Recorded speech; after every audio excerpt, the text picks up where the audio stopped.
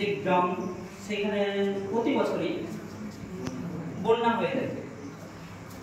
তো ওই রকম জায়গায় যে বাবা পড়াবে তার সামর্থ্যটা জোগাতে অনেক সমস্যার সম্মুখীন হতে হয়।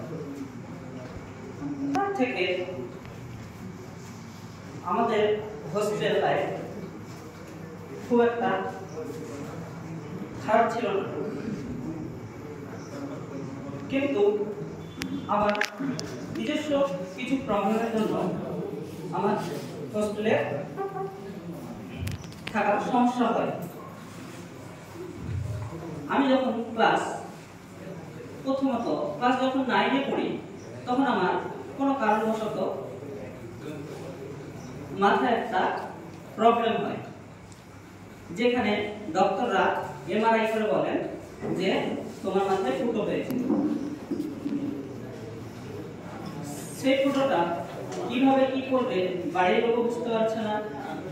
অনেক স্যারদেরকে বলি, কলেজের স্যারদেরকে বলা হয়, হোস্টেলের দাদাদেরকে বলা হয়। তখন আমি হোস্টেলে ফার্স্ট ইয়ার, যখন বড় প্রবলেমটা ধরা পড়ে, তখন স্যারদের বললো যে কি আমরা হেল্প করব। অবশ্য স্যাররা হেল্প করেছে অনেক, এবং পাশে থেকেছে।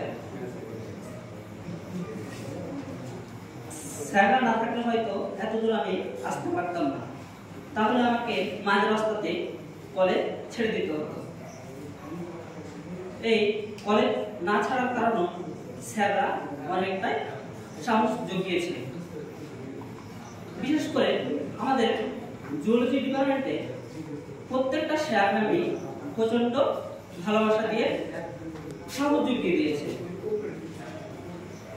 এই সাহস ছিল যে প্রত্যেকটা স্যারই বলতো যে কি কোনো সময় পিছিয়ে যাস না,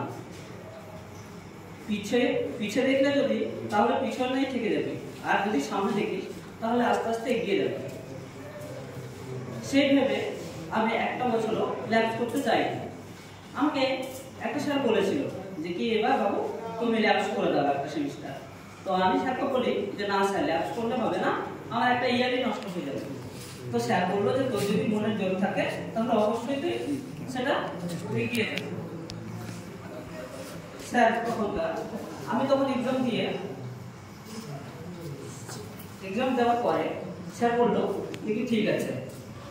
এই নিয়ে আমার এখনো কিছু দুঃখজনক ঘটনাও থাকে, যেটা বলা এতটাই না, সময় কম।